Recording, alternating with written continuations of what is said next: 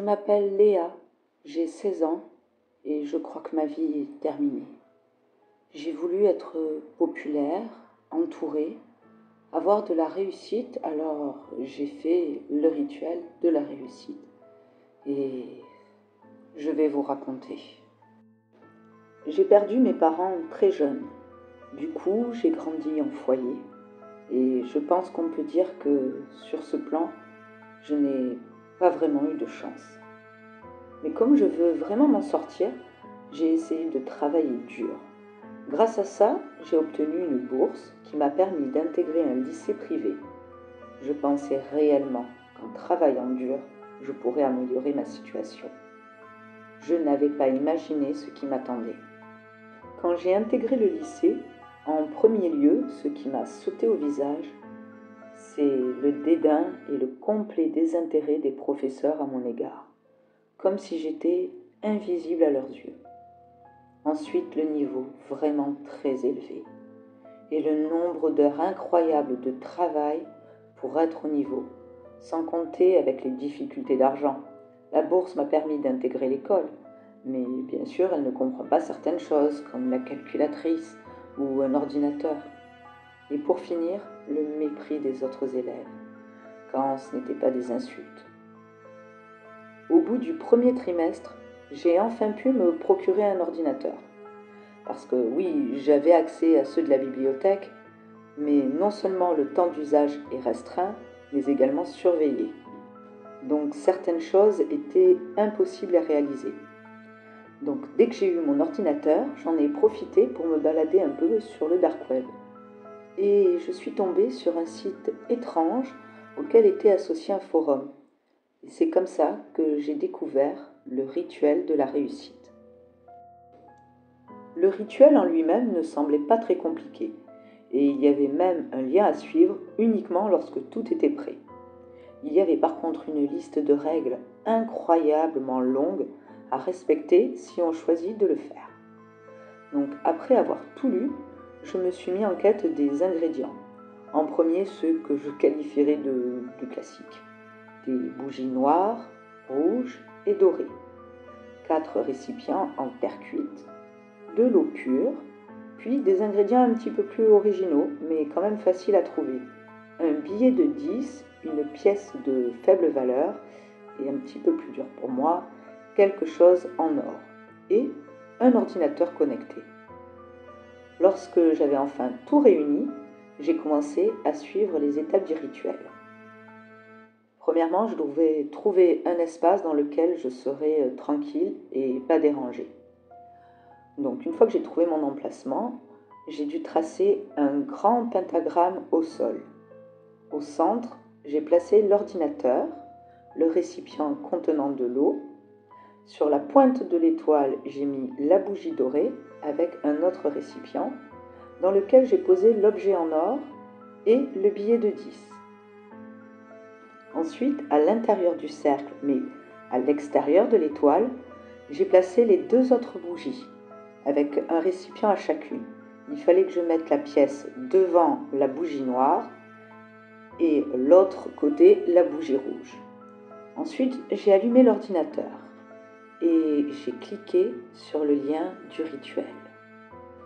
Une page noire est apparue, puis un pentagramme semblable à celui que j'avais tracé, ainsi que tous les ingrédients déjà en place, et un ordinateur au centre. Puis, moi. Oui, moi, je suis apparue sur l'écran. J'ai trouvé ça un peu curieux. Puis une formule est apparue, avec indiqué que je devais la lire. Donc, j'ai lu la formule, et puis le moi de l'écran a semblé dire la même formule, mais comme légèrement déformée. Et ça m'a mis mal à l'aise. Puis les indications sont apparues, j'ai pas eu tellement le temps de réfléchir. J'ai dû jeter la pièce, souffler la bougie noire en même temps, puis la rouge, et enfin brûler le billet sur la flamme de la bougie dorée et l'éteindre dans l'eau juste devant avec l'objet en or, ce que j'ai fait. Puis mon ordinateur émet un son un peu bizarre, voilà, comme une interférence. Puis une page Facebook est apparue. la mienne, mais différente. Et d'autres fenêtres se sont ouvertes. Instagram, une vidéo sur TikTok de moi où je dansais sur une plateforme au-dessus d'une gigantesque piscine que en fait je n'avais jamais vue. Et ça s'est répété sur tous les réseaux sociaux. Et mon compte n'avait plus rien à voir. Mes photos avaient changé. Et je croulais sous les demandes d'amitié. À ce moment-là, je me suis rappelé qu'une des règles disait qu'il fallait prêter attention à cette première demande d'amitié et l'accepter. Donc j'ai bien regardé laquelle était apparue en premier et je l'ai acceptée. Par contre, je n'arrivais pas à me souvenir, et je ne sais plus pourquoi, les règles ont complètement disparu.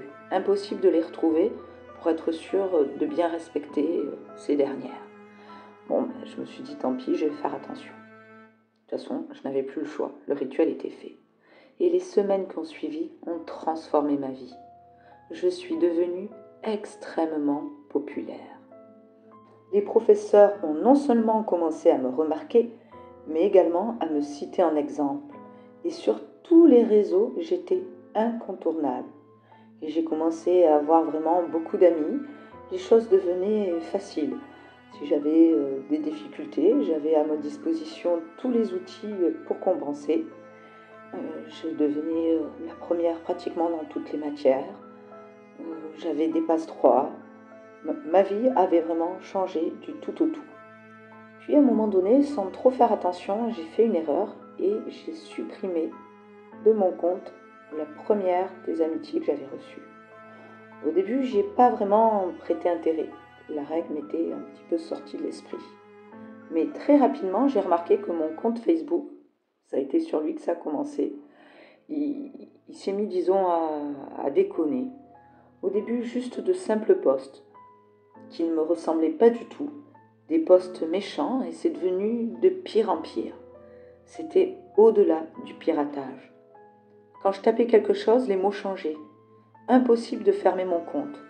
Mon autre moi, finalement c'est comme ça que je l'ai appelé, mon autre moi, car c'était vraiment comme s'il existait une entité qui contrôlait tous mes réseaux.